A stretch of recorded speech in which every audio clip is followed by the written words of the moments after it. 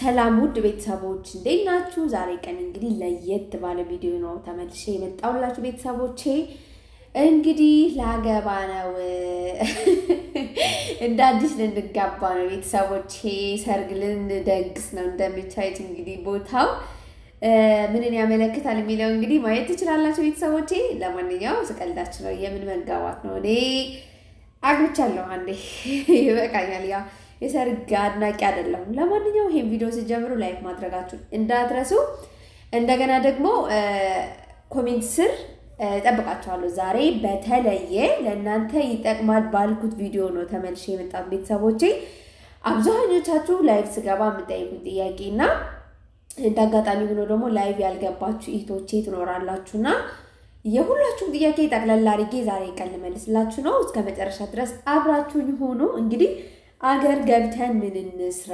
ይሄን ያህል ብር አለን እና አሁንስ የሀገራችን ሁኔታ የኑሮ ውድነት ምን ይመስላል ብላችሁ አብዛኞቻችሁ ትጠይቁኛላችሁና እንግዲህ ዛሬ ቀን ልመልስላችሁ ነው ቤተሰቦቼ። ጠቅላላ አድርጌ ለሁላችሁም እንዲሆን ልመልስላችሁ ነው። ለማንኛውም እዚህ ጋር በዛውም እየተዝናናችሁ በጣም አሪፍ ቦታ ላይ ነው እንግዲህ ይዣችሁ መሄዳው።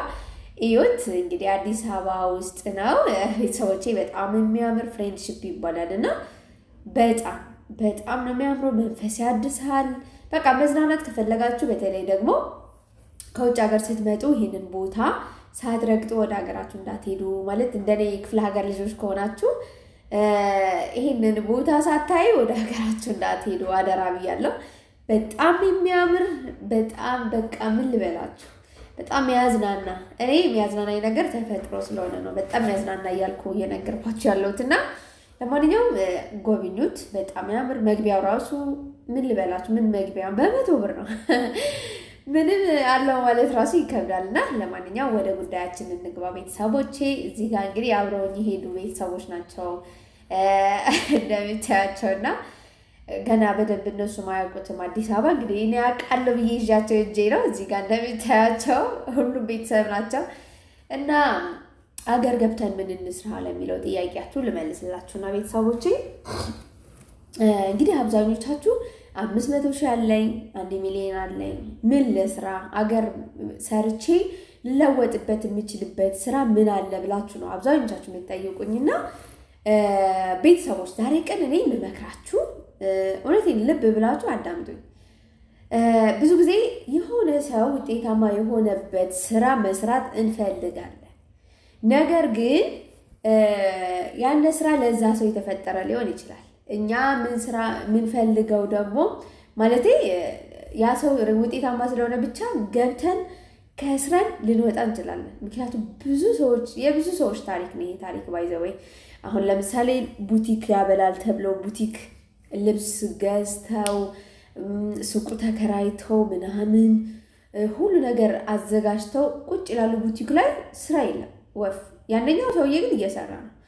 እና ምን ልላችሁ ፈልጌ ነው ቤተሰቦቼ፣ ሰው ሰርቶ የተለወጠበት መምረጥ ማለት ማሰብ ሳይሆን እኛ አሁን በምትኖሩበት አሁን ያላችሁበት መቼስ በሰው ቤት ነው። በሰው ቤት ሆናችሁ እየሰራችሁ ውስጣችሁ በቃ ልክ እንደ ስራ የማትቆጥሩት ነገር አለ። በጣም ደስ ብሏችሁ የምትሰሩት ስራ ሊኖር ይችላል። እና አሁን ለምሳሌ ልብስ መተኮስ ሊሆን ይችላል፣ ልብስ ማጠብ ሊሆን ይችላል፣ እንደገና ቤት ማጽዳት ሊሆን ይችላል። አሁን ለምሳሌ እኔ ለራሴ ምን ትወጃለሽ ብላችሁ ብትጠይቁኝ ቤት ማጽዳት እወዳለሁ።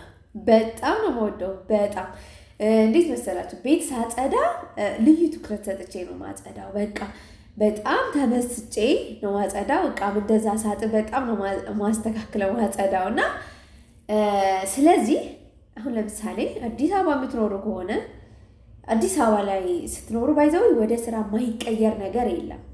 የጽዳት አገልግሎት መስጠት ትችላላችሁ። አሁን እኔ የምነግራችሁ በቃ ውስጣችሁ ደስ ብሏችሁ የምትሰሩት ስራ ውጤታማ እንደሚያደርጋችሁ እየነገርኳችሁ ነው። ማለት የጽዳት ስራ ሰርተን ምን ላይ ልንደርስ ነው ብላችሁ ልታስቡ ትችላላችሁ። እስኪ ጠይቁ። የጽዳት ስራ ሰርተው ምን ያህል ይከፈላቸዋል? ኧረ እንደሆነ እዚህ ሀገር የሰራሁት የጽዳት አይበቃኝም እንደ ሰው ሽንት ቤት ያጸዳሁት ትሉ ይሆናል። ባይዘወይ አይደለም። ይሄኛውን አሰራር ስልክ ይደወልላቸው ቲክታክ ላይ ይሰራሉ። በስልክ ተደውሎላቸው ነው የሚሄዱት። እንደ አጋጣሚ ከዚህ በፊት ደግሞ ቪዲዮ የተሰራ አይታችሁ ይሆናል የእነ ማሂና ታዴ ላይ እንዴት አድርገው እንደሚያጸዱ አይታችኋልና ምን ያህል እንደሚከፈላቸው ደግሞ አይጠይቁኝ። ብዙ ብር ነው የሚከፈላቸውና ሶፋ ያጸዳሉ። አስቡት፣ መክነሳ ካራባ ይገዛሉ። ማጽጃዎቹ እዛ ቪዲዮ ላይ አይታችኋቸዋልና የነሱ እቃዎች መግዣ ደግሞ እናንተ መቼም እርግጠኛ ነኝ ይኖራችኋልና አንድ ትንሽዬ ቤት ትከራዩና ቲክታካችሁ ትከፍታላችሁ። ከዛ በኋላ የትም ሄዳችሁ ማጽዳት። ከዛ በትርፍ ሰዓታችሁ ደግሞ ሌላ ትምህርት መማር ከፈለጋችሁ ትማራላችሁ። ሌላ ነገር መስራት ከፈለጋችሁ ትሰራላችሁ። ይሄ ቢያንስ በሳምንት 1 ሰው 2 ሰው 3 ሰው ሊጠራችሁ ይችላል።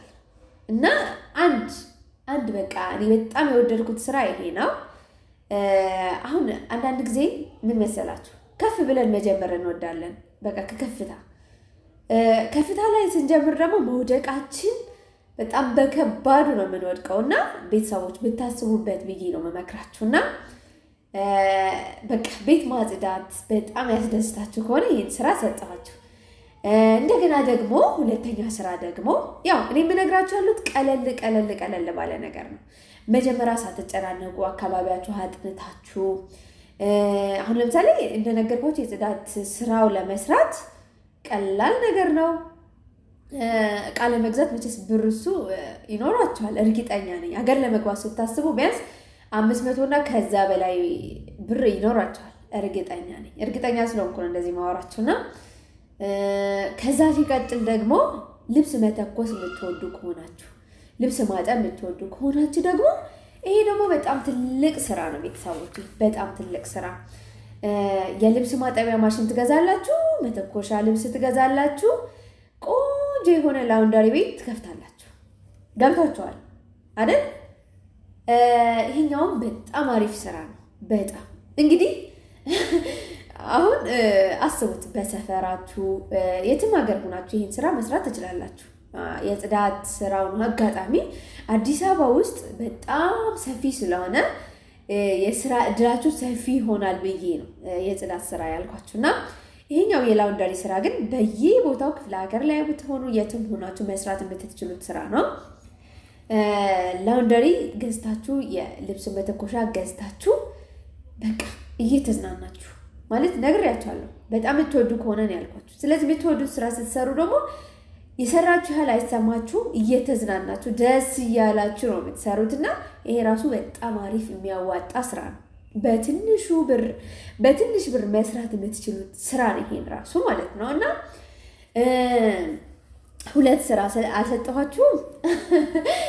ቀጥሎ ደግሞ የገጠር ልጆች ካላችሁ የገጠር ልጆች እንግዲህ እንደ የገጠር ልጆች ከሆናችሁ መቼም እኔ ሁለተኛ በጣም ደስ የሚለኝ ዶሮ እርባታ፣ እንደገና ፍየል ማርባት፣ ላሞች፣ የላሞች ወተት ምናምን እና እንዴት አድርጌ ልግለጻላችሁ? በጣም በውስጤ ደስ እያለኝ የሚሰራው ስራ ነው ማለት በቃ ብሰራ ብዬ የምመኘው ስራ ነው። ለወደፊቱ እርግጠኛ ነኝ ይኖረኛል፣ ሰፊ ቤት ይኖረኛል ብዬ ስለማስብ ይሄን ስራ እሰራዋለሁ።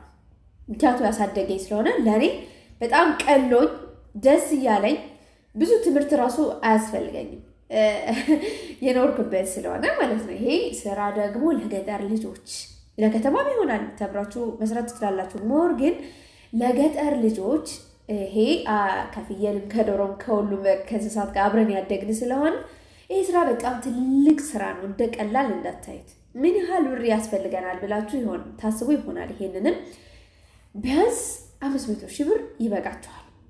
እንደውም 400,000 ራሱ ይበቃችኋል።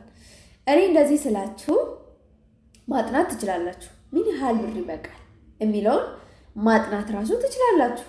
እንግዲህ እኔ ብዙ ጊዜ ሰዎች ሲጀምሩ ስራውን በስንት ብር እንደሚጀምሩ ስለምጠይቅ ነው። እንደገና 500,000 ደግሞ በሰፊው መስራት የምትችሉበት ነው። ለዶሮ ምናምን ማለት ነው። ዶሮ እርባታ በጣም የሚያዋጣ በሰዓት ምን ያህል እንደሆነ እያያችሁ ነው። እና በዓል በመጣ ቁጥር ምን ያህል ተፈላጊ እንደሆናችሁ ታውቃላችሁ። በዚህ ሰዓት ደግሞ አብዛኛው ሰው ዶሮ ለበዓል በተለይ አዲስ አበባ ዶሮ ነው፣ እንደ ክፍለ ሀገር አይደለም። እዚህ ጋር በቃ ዶሮ ግዴታና ግዴታ ነው። እና ብቻ የትም ቦታ ሁናችሁ መስራት የምትችሉት ማንኛውም ቦታ ተፈላጊ ዶሮ እርባታና ፍየልም ብታረቡ ይሄ በጣም ትልቅ ስራ ነው። እሺ ቤተሰቦቼ ባይዘው እኛ ችግራችን እንደሆነ ልንገራችሁ። ብዙ ጊዜ የከተማ ኑሮ ነው የምናየውና ከተማ ላይ የሚኖሩ ሰዎች ብቻ ነው የእነሱ ኑሮ ብቻ ነው የምንመኘው። በጣም ትልቅ ስህተት። እኔ አሁን ለራሴ ገጠር በጣም ነው የምወደው። አሁን እየሰራው ያለው ስራ ገጠር ሁኜ ሊያሰራኝ ስለማይችል እንጂ ለወደፊት ኑሮ የሚሆነው ገጠር ላይ ነው። እንግዲህ ገጠር የመረጥኩበት ትልቁ ምክንያቴ ደግሞ እንግዲህ የልጄ ድምፅ እየሰማችሁት ይሆናል። አላቅም፣ ይቅርታ። በጣም እኔ ሰላማዊ ኑሮ በጣም ነው የምፈልገው። ስራ ሰርቼ እለወጣለሁ ብዬ አስባለሁ። ያው የሆነ ስራ ስትሰሩ እንግዲህ መሸጋገሪያ አድርጋችሁ መጠቀም ትችላላችሁ። እኔም ዩቲዩብ መሸጋገሪያዬ፣ ከዛ ቀጥሎ ሌላ ቢዝነስ እንድሰራ ነው የምፈልገውና 3 ስራ ሰጥቻችኋለሁ ቤተሰቦቼ። ከዛ ሲቀጥል ደግሞ እንጀራ መጋገር እና ቤተሰቦች ይህንን ስራ ሰጥቻችኋል። እንደገና እንጀራ መጋገር የምትወዱ ይቅርታ፣ ልጄ ረብሻይ ነው ከመሀል ሀሳቤ ተቋርጦባችሁ ይሆናል። ይቅርታ በጣም እንጀራ መጋገር የምትወዱ ከሆናችሁ ደግሞ እንጀራ መጋገር ራሱ በጣም ትልቅ ስራ ነው። እንግዲህ የሆነ ሆቴል ትይዙና ካላችሁበት አካባቢ ሆቴል ሂዳችሁ መጀመሪያ ታነጋግራላችሁ።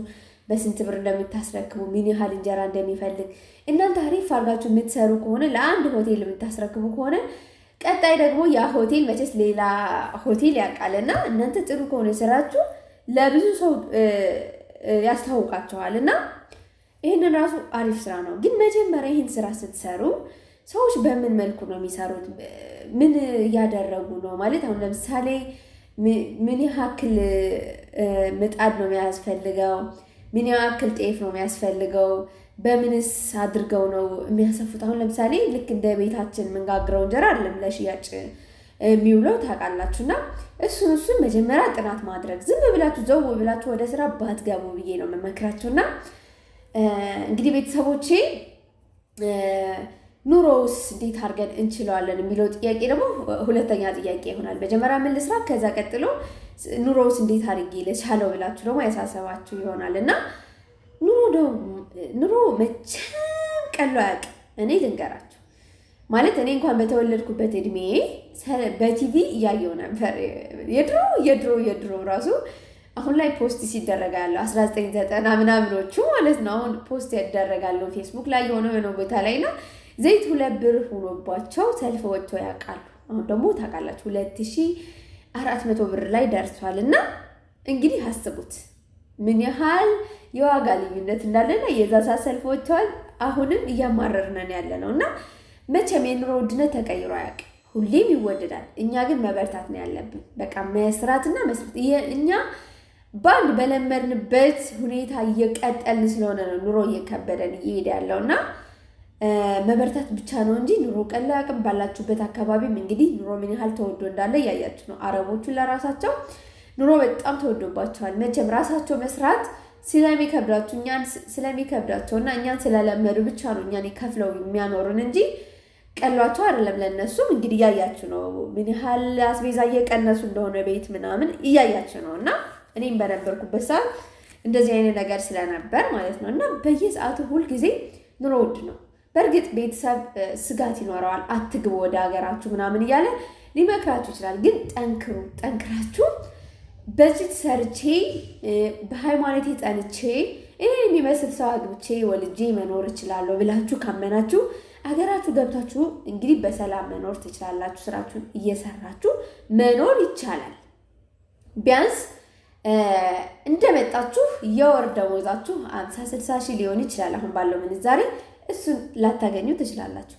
በሂደት ግን ከ1 ዓመት ወይ ከ2 ዓመት በኋላ ግን ከ100 ሺህ ብር በላይም ልታገኙ ትችላላችሁ በወር ማለት ነው። እና ሁልጊዜ ማሰብ ያለባችሁ ሂደት ነው። ነገሮች እንግዲህ የሚያስተካክልልን በሂደት ነው። በድግግሞች በደንብ እየሰራን እየበረታን ስንሄድ አንድ ስራ ያዝ ለቀቅ ሳናደርግ በርትተን ስንሰራ ነው። እና እንግዲህ ቤተሰቦች ይሄንን ይመስላል የዛሬ ቀን ሐሳቤ። ሌሎቻችሁ ሐሳብ ካላችሁ የቀረ የምትሉት ነገር ካለ ኮሜንት ስር አሳውቁኝ ቤተሰቦቼ።